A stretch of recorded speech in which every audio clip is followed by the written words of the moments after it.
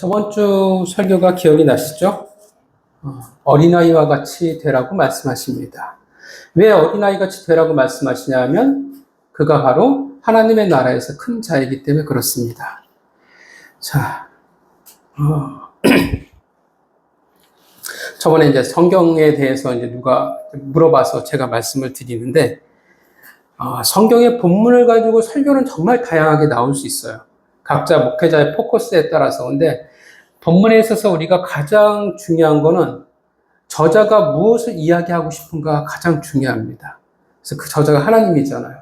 그럼 우리에게 마태복음 18장을 주셨을 때, 그 본문을 주셨을 때 여러 가지 설교가 나올 수 있는데 가장 중요한 게 뭔가가 나와야 돼요. 그게 이제 가장 중요하고 또 제가 가장 중요하게 보는 것이기도 합니다. 다양한 주제 설교가 나오고 다양한 성경의 해석이 나오지만 그래서 출발점은 사실 다 똑같아야 돼요. 네, 이 본문을 가지고 어린아 같이 돼서 뭐 순진무구해야 된다 이러면 안 돼요. 또 설교를 할 때 의존, 어린아이는 의존하는 사람이야 틀린 말은 아니에요. 그것도 설교로가 맞아요. 근데 본문에서 분명 예수님이 뭐라고 말씀하셨냐면 어린아이 특징을 끄집어냈잖아요. 그럼 무조건 어디서 시작해야 되냐면 예수님이 말씀하신 것에서 시작을 해야 돼요. 그래서 저희가 성경의 가장 중요한 해석할 때 원칙이 뭐냐면 말씀하신 거에서요.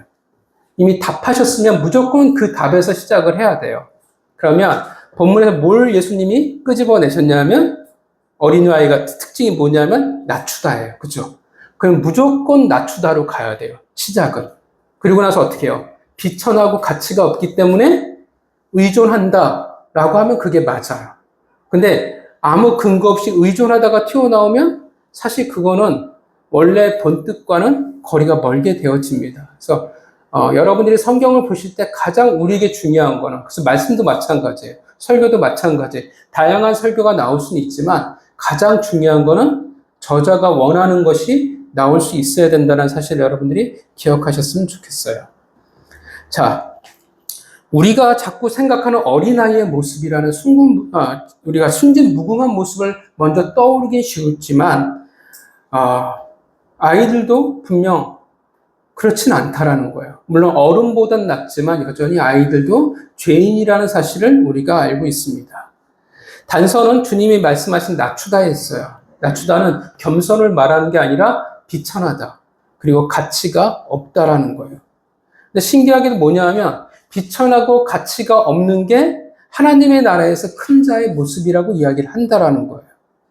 그러니까 세상과 다르다라는 걸 말합니다. 세상의 가치는 뭡니까? 세상에서 큰 사람은 많은 것을 가진 사람이에요. 그리고 높은 자리에 있는 사람이 큰 자라고 말하는데 하나님의 나라는 그 방법이 다르다라는 것입니다.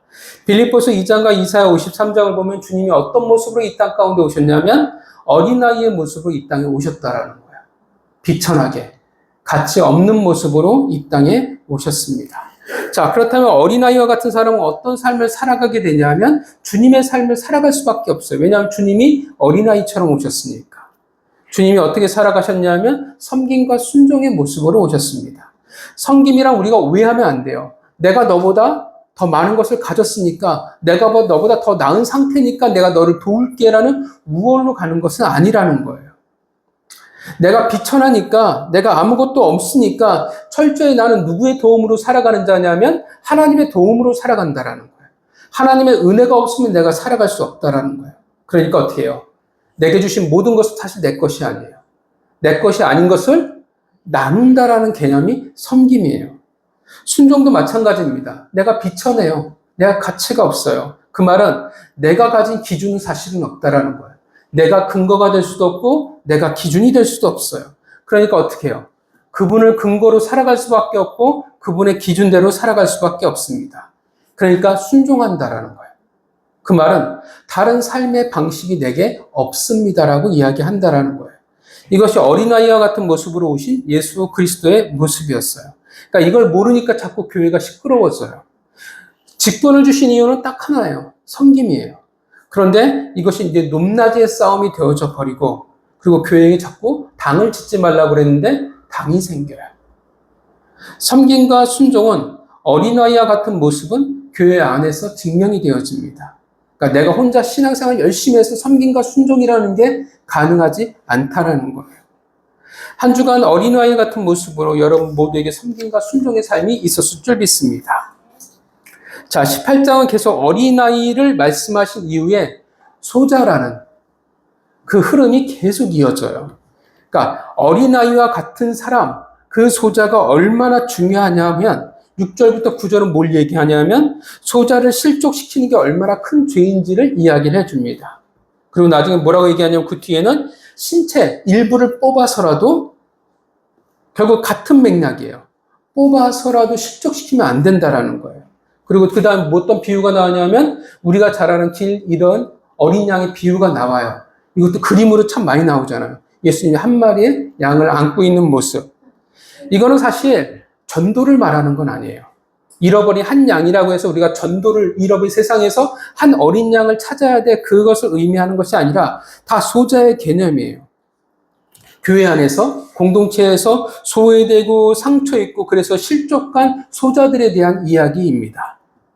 15절부터 20절은 이제 교회 치리의 문제를 얘기해요. 왜 치리의 문제를 얘기하냐면 소자를 실족시키는 자들에 대한 이야기입니다. 그들을 어떻게 치리해야 하는가.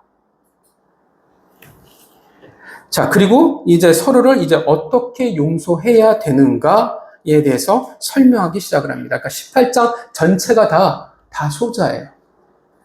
자, 21절 베드로가 용서에 대해서 묻습니다. 몇 번을 우리가 용서해야 됩니까? 7번까지 해야 됩니까? 라고 해야 돼요. 이 당시 랍비들은 뭐라고 생각했냐면 자신에게 잘못한 자들에게는 3번까지 용서하는 것을 대단한 관용이라고 그들은 생각을 했어요. 근데 베드로는 몇 번이라고 얘기해요? 7번이잖아요. 그죠? 거룩한 숫자의 7. 그리고 랍비들보다 어떻게 해요? 2배가 넘는 숫자예요. 아마 베드로는 어떻게 해요? 뭐라고 생각했을까요? 이 정도면 대단한 거야. 뿌듯했고 어떻게 해요? 뭘 기대했을까요? 그쵸. 예수님이 이쯤이면 칭찬하겠지라고 생각을 했을 거예요. 근데 예수님의 대답은 베드로의 기대를 여지없이 어떻게 해요? 날려버립니다. 뭐라고 말씀하세요? 7번을 70번까지 하라고 말합니다. 단순하게 숫자로 얘기하면 490번이 되겠지만 근데 사실은 이건 숫자를 의미하는 게 아니라 무한을 의미합니다. 그러니까 계속 어떻게 용서는 그렇죠. 한계가 없다라는, 끝이 없다라는 거예요. 계속 용서하라고 말을 한다라는 것입니다. 자, 근데 이제 궁금해져요. 과연 이것이 가능할까? 가능하다고 생각하십니까? 성경은 우리가 생각하기에 어떤 다른 종교의 경전처럼 생각하면 안 돼요. 되게 초월적이고 추상적이고 막 또 도덕의 끝에 이를 것 같은 이야기를 하는 거라고 여러분 생각하면 안 돼요. 성경은 되게 현실적인 것을 사실 이야기하고 있는 겁니다. 그러면 어떻게 해요? 안 맞잖아요. 여러분이 살면서 이렇게 용서해 보신 적이 있으십니까? 1년에 몇 번 용서해 보십니까? 100번 혹시 넘어가십니까? 저는 그래서 어렸을 때 동네 개들한테 이 용서를 베풀었어요. 초등학교 때, 말씀을 실천해 봐야 되니까, 그래, 너 오늘 나 짖었지만 내가 널 용서할게. 그래도 이 숫자를 채울 수는 없더라고요. 어떻게 할까요? 가능할까요? 가능하지 않을 것 같은데 예수님 뭐라고 하시면 가능하다라고 지금 말씀하신다라는 겁니다. 자, 그래서 뭐냐면 23절에 나오는 비유를 말씀하시는 거예요. 빚진 자의 비유를 그래서 설명하시는 겁니다. 여기서 말하는 천국이란 단순히 죽어서 가는 천국을 말하는 게 아닙니다. 성경에서의 대부분 천국은 하나님의 나라, 왕국을 이야기하는 겁니다. 자, 지금 하나님의 나라에서는 이라고 설명하는 거예요. 어떤 임금이 종들과 결산하는 것과 같다라고 말을 합니다. 이 내용은 여러분들이 익히 잘 아시는 내용입니다. 한 종이 임금과 결산하는데 이 종이라기보다는 신하라고 표현하는 게 맞을 겁니다. 24절의 문제는 뭐냐면 빚이 얼마예요? 그쵸. 10,000달란트예요. 자, 시대마다 달란트의 차이는 있지만 이 10,000달란트라는 어마어마한 차이예요. 왜 이런 빚이 가능한지 모르겠어요. 도박을 했을까? 주식을 했을까 모르겠지만, 자, 그래서인지 데려오다의 원어는 뭐냐면 그냥 데려오다가 아니라 끌려왔다라는 표현입니다. 당시 이 유대가 로마 제국의 속국이잖아요. 1년간 바쳐야 될 세금이 얼마였냐면 800달란트였어요. 여러분들이 성경에서 잘 알지만 시바 여왕, 지금으로 알면 갑자기 기억이 안 난다. 커피, 에디오피아죠. 거기에서 그 여왕이 솔로몬에게 바친 금액이 얼마였냐면 12달란트였어요. 시대마다 차이가 있다고 하지만 그래서 1만 달란트, 만 달란트는 사실 개인 차원에서는 어떻게 해요? 성립이 안 돼요. 유대가 로마에게 바치는 달란트가 800달란트잖아요. 근데 개인이 어떻게 만 달란트의 빚을 질 수가 있어요. 이건 빚을 지고 싶어도 어떻게 해요? 질 수가 없어요. 국가 차원의 문제입니다. 그래서 비유예요. 그러니까 뭘 말하냐면 만 달란트는 도저히 인간의 힘으로 해결할 수 없는 한계를 말해주는 겁니다. 그래서 25절에 왕이 주인이 명하여 어떻게 합니까? 그 몸과 아내와 자식들과 모든 소유를 팔아 갚게 하라 명령을 합니다.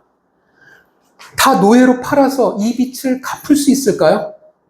없어요. 이 당시 노예 몸값이 얼마냐 하면 가장 작은 몸값은 500데나리온. 그리고 정말 비싼 노예는 2000데나리온입니다. 1데나리온은 성인 남자의 하루 품삯이에요. 그러니까 어떻게 해요? 이 종의 신하의 모든 가족을 다 노예로 팔아도 사실은 한 달란트도 될 수가 없다라는 거예요. 턱없습니다. 그래서 이 노예로 팔라는 것은 돈을 갚는다의 개념이 아니라 죄의 대가, 형벌의 의미입니다. 회수의 개념으로서 왕이 지금 명령하는 게 아니에요. 자, 그러자 26절에 종이 자비를 구합니다. 당연하겠죠? 엎드려서 빌어요. 내게 시간을 더 주시면 갚겠습니다. 라고 이야기하지만 어떡해요? 사실 이 말은 지킬 수 없는 말이에요. 해결할 능력이 없지만 자비를 호소하고 있는 겁니다. 27절에 주인이 이를 불쌍히 여깁니다. 불쌍히 여기다의 이 원어의 의미를 보면 내장, 창자의 의미를 가지고 있어요. 그러니까 어떤 의미냐면 내장이 움직일 정도의 격렬한 감정이에요. 그러니까 그 마음이, 주인의 마음이 어떻게 해요? 되게 마음이 아픈 거예요. 어쩌면 굉장히 사랑을 받는 종이었을 수도 있습니다. 마치 탕자를 맞이하는 그 아비의 그 측은한 마음이 지금 주인의 마음과 같다라는 겁니다. 주인은 종의 명백한 잘못임에도 불구하고 종의 딱한 사정에 깊은 동정심을 넘어 아픔으로 지금 공감하고 있는 겁니다. 그래서 그의 빛을 탕감해 줍니다. 자, 원어에서는 즉시 완전한 탕감을 이야기를 합니다. 그런데 28절에 근데 문제가 생기죠. 어떤 걸 보면냐면 종의 양면성을 보게 됩니다. 똑같은 문제가 일어나요. 종의 동료였던 한 사람이 어떻게 해요? 빚을 졌어요. 얼마의 빚을 졌습니까? 100데나리온의 액수였고 그 금액은 어떻게 해요? 충분히 갚을 수 있는 금액이에요. 그런데 왕과 다른 상황이 벌어집니다. 종이 어떻게 해요? 동료를 붙들어 목을 잡았다라고 표현합니다. 붙들다는 억제하다, 체포하다의 의미가 있고 목을 잡다라는 것은 숨이 막히게 하다라는 의미가 있어요. 이 단어가 어디에서 쓰였냐면 거라사에서 어떤 일이 있었습니까? 귀신이 돼지 2000마리에 들어가잖아요. 그리고 모두 바다에 빠져 죽을 때 똑같은 단어가 쓰여요. 그러니까 숨이 막혀 죽다의 의미로 쓰였습니다. 그러니까 이 단어들만 와도 지금 어떤 상황인지 알 수 있어요. 종이 어떻게 해요? 동료를 잡아다가 숨이 막힐 정도로 지금 압박하고 있다는 겁니다. 빚을 갚으라고 말해요. 명령형입니다. 조금도 시간적 여유를 주지 않고 있습니다. 당장 갚아야 한다라고 이야기를 해요. 그러자 똑같이 29절에 동료가 자비를 구합니다. 그런데 이 29절에 자비를 구하는 내용은 종이 왕에게 자비를 구하는 것과 똑같습니다. 그러나 종은 왕과 다르게 반응을 해요. 그를 옥에 가둬버려서 기회 자체를 아예 주지 않습니다. 그러자 31절에 다른 동료들이 그것을 보고 딱하게 여깁니다. 여기에서 딱하게 여기다는 것은 동정의 의미가 아니라 슬퍼하다, 괴로워하다의 의미예요. 그것을 보고 괴로운 거예요. 화가 난 거예요. 그래서 왕에게 이것을 다 보고합니다. 그러자 32절의 왕이 주인이 분노합니다. 악한 종아, 윤리적으로 무가치하고 악독하다라는 거예요. 33절, 내가 너를 불쌍히 여긴 것 같이 너도 내 동료를 불쌍히 여김이 마땅하지 않겠느냐. 마땅이라는 말은 당연하다라는 의미인데 이거보다 훨씬 더 무거워요. 운명, 피할 수 없는 숙명을 의미합니다. 그 말은 뭡니까? 필연적으로 내가 용서하는 게 당연하다라는 거예요. 그래서 그 결과 악한 종을 주인은 옥졸에게 넘깁니다. 그리고 35절에 말씀하시죠. 각각 마음으로 형제를 용서하지 아니하면 나의 하늘 아버지께서도 너에게 이와 같이 하시리라. 자, 이게 본문이에요. 본문은 분명 무엇에 대해서 지금 이야기하고 있냐면 용서죠. 여러분, 누가 누굴 용서해야 되겠습니까? 어렵지 않은데? 본문에서 주인이 종을 용서해야 된다고 지금 말하는 걸까요? 누가 누굴 용서해야 돼요?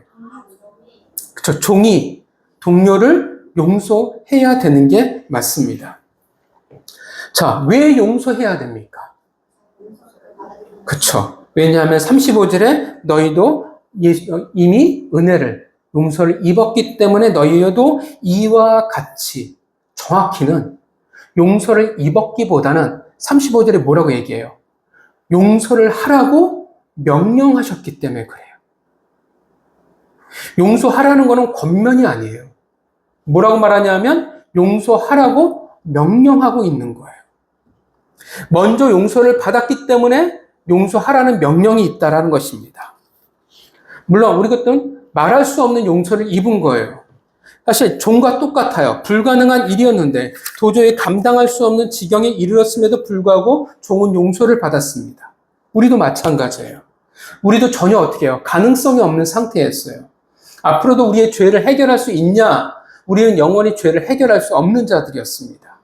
그런데 은혜와 자비를 입었습니다. 그래서 우리는 반드시 어떻게 해요? 용서해야만 하는 겁니다. 본문은 무엇을 우리에게 말해주고 있냐면 왜 우리가 용서를 해 주어야 하느냐라는 거예요. 베드로가 이야기를 꺼냈던 용서에 대해서 횟수에 대한 답을 앞서 하셨고 이제는 왜 그렇게 용서를 해야 되는지 설명하는 거예요. 왜 그것이 가능한지. 시작은 하나님이 우리를 용서하셨다라는 거예요. 자비를 베풀어 주셨어요. 그 말은 뭐냐면 우리에게 자격이 없다라는 의미가 되어집니다. 우리가 해결할 능력이 있다라는 게 아니에요. 마치 우리는 종과 같습니다. 1만 달란트라는 어마어마한 죄를 가지고 있었던 존재들이었습니다. 우리는 진즉에 어떻게 해요? 감옥에 갇힐 수밖에 없는, 형벌을 받을 수밖에 없는 자들이었습니다. 아무리 우리가 도덕적으로 살아가고 아무리 세상에서 꽤 괜찮은 사람으로 인정을 받을지라도 한결같은 건 죄에서는 우리가 어떻게 할 수 없다라는 거예요. 자유할 수 없다라는 거예요. 그래서 사도 바울의 고백처럼 우리는 모두 다 괴수 중에 괴수일 뿐인 것입니다. 그렇다고 우리가 열심히 살아간다고 해서 앞으로 나아질 가능성이 있냐? 가능성이 없어요. 여전히 없습니다. 그럼에도 불구하고 하나님이 일방적인 자비를 베풀어 주셨습니다. 주인이 그랬던 것처럼 단번에 즉시 놀라운 은혜를, 용서를 받을 수 있었습니다. 주님이 십자가에서 하셨던 말씀을 기억하십니까? 자신을 조롱하고 비난했던, 자신을 배신했던 이들에게 주님은 이렇게 말씀하십니다. 누가복음 23장 34절에 이에 예수께서 이르시되 아버지 저들을 용서하여 주시옵소서. 자기들이 하는 것을 알지 못합니다. 십자가의 마지막 그 순간까지 예수님 뭘 하고 계셨냐면 용서를 하고 계셨습니다. 우리가 바로 주님을 배신했던 자들이었어요. 우리가 주님을 조롱했던 자들이었습니다. 우리가 주님의 십자가의 길을 가로막았던 자들이었습니다. 그런데 놀라운 것은 우리에게 자비가 있다라는 거예요. 그렇게 용서하라고 말씀하십니다. 어떤 이도 주님을 향한 죄, 그 1만 달란트보다 클 수 없기 때문에 그렇습니다. 우리가 받은 자비, 그 은혜보다 깊을 수가 없습니다. 그래서 용서는 권면이 아니라 명령인 겁니다.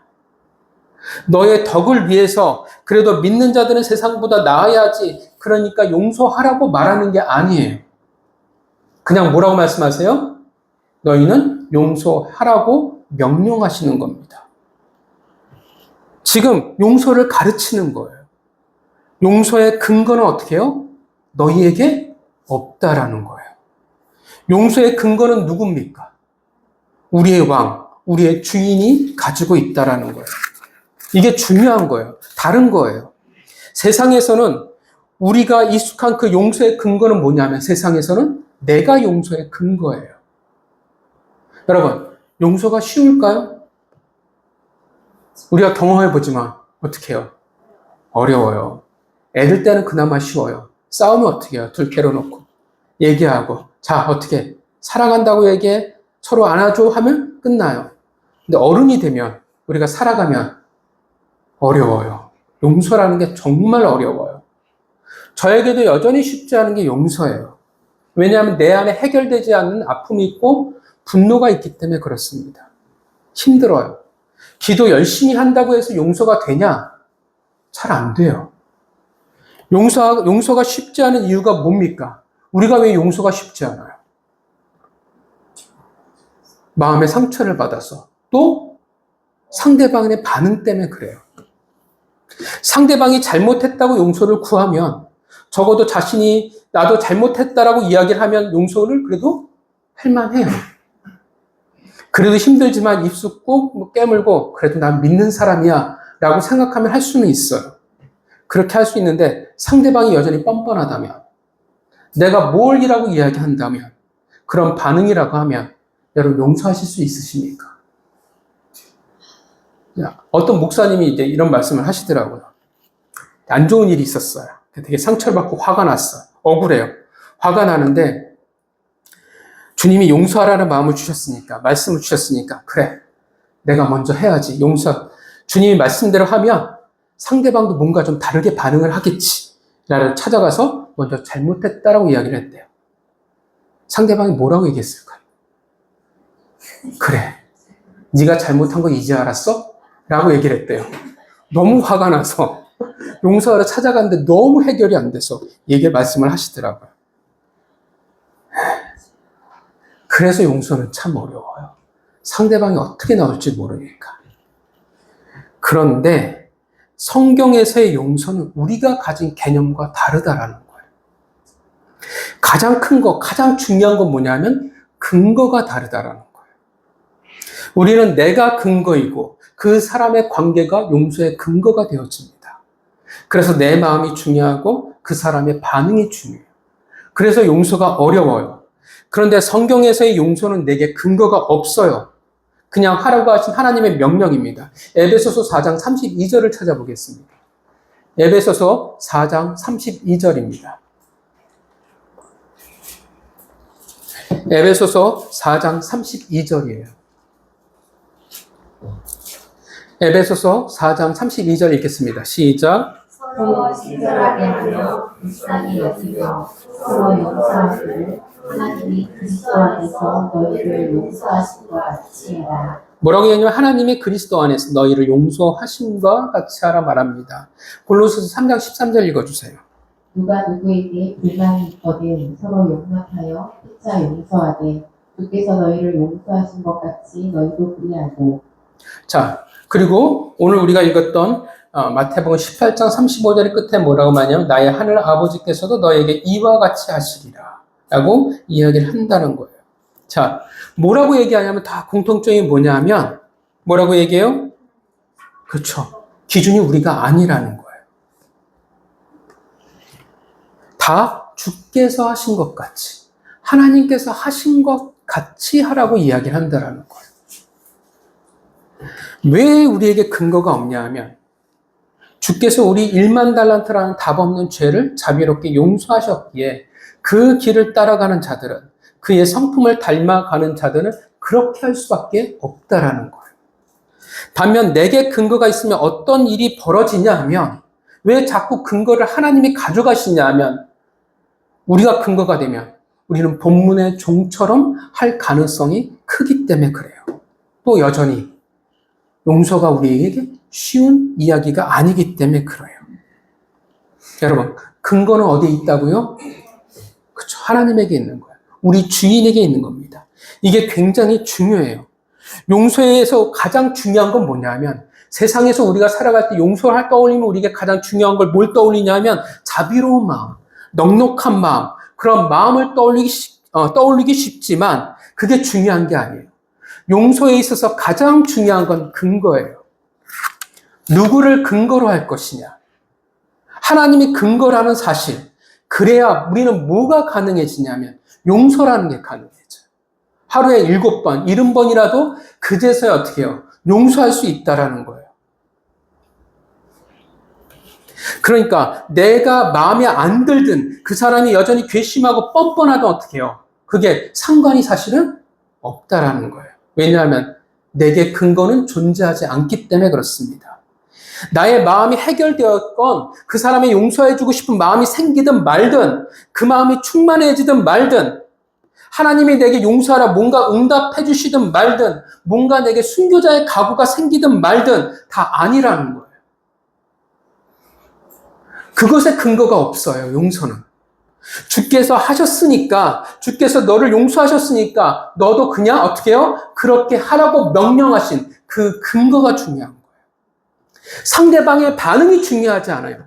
내 마음의 상태가 중요하지 않아요. 그게 있으면 우리는 용서할 수가 없어요. 인생의 어떤 큰 이벤트처럼 인생이 몇 번 가능할지는 모르지만 그런 이들이 어떻게 연합하며 어떻게 용서하며 공동체를 만들어갈 수 있겠냐라는 거예요. 어떻게 소자를 귀히 여길 수 있겠냐라는 거예요. 우리에게 근거가 있으면 이건 불가능해요. 우리의 자존심이, 우리의 감정이, 우리의 상한 심령이 쉽게 우리를 용서의 자리로 우리를 이끌어가지 않는다라는 겁니다. 그러면 용서라는 것은 너무 허들이 높아져 버려요.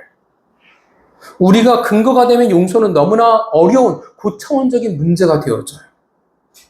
신앙이 믿음이 아주 높은 자들이거나 아니면 뭔가 성자, 성녀 같은 사람들만 어떻게 해요? 가능한 게 용서가 되어지는 거예요. 우리 주님께 그 용서의 근거가 있다라는 의미는 결국 어떤 말이 되어지냐면 우리가 생각하는 용서는 나와 저 진짜 원수와 같은 사람의 그 인간 사이의 일이 아니라는 거예요. 세상과 다르다라는 것입니다. 제가 작년에 세미나를 참석한 적이 있어요. 용서라는 세미나를 참석한 적이 있어요. 저도 거기서 처음 새롭게 안 게 있어요. 그 전에 용서하면 제가 배웠던 건 그런 거예요. 용서를 너희가 왜 해야 되냐면 분노를 품고 살아가면 너희가 망가지기 때문에 용서를 하는 게 너희에게 더 큰 유익이야. 그렇게 사랑으로 해라라고 배웠었는데 제가 배웠던 건 되게 다르더라고요. 성경에서의 용서는 우리는 뭐라고 생각하면 나와 상대 간에 이루어지는 일이 용서라고 생각을 해요. 근데 성경에서는 나와 상대방이 전부가 아니라 누가 더 있냐면 하나님이 계시는 거예요. 쉽게 말하면 이런 말이에요. 저 사람에 대해서 내가 받은 상처와 분노가 있어요. 근데 저 사람을 보면 얼굴을 보면 그 용서가 안 돼. 왜냐하면 그 용서를 구하는 모습도 없고 여전히 뻔뻔하니까요. 그렇다고 그래 나를 용서하셨으니까 나도 해야지 그런 걸 말하는 게 아니에요. 성경은. 뻔뻔한데 여전히 자기가 잘못한 게 없다고 뻔뻔히 여기는데 찾아가서 용서를 하라고 하는 게 아니에요.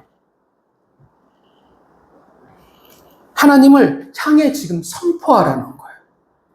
저 사람이 근거가 아니라 사람의 근거가 없으니까 명령하셨으니까 나는 마음이 힘들고 그렇지만 저 사람을 보는 게 아니고 태도를 보는 게 아니라 하나님을 바라보고 선포하라는 거예요.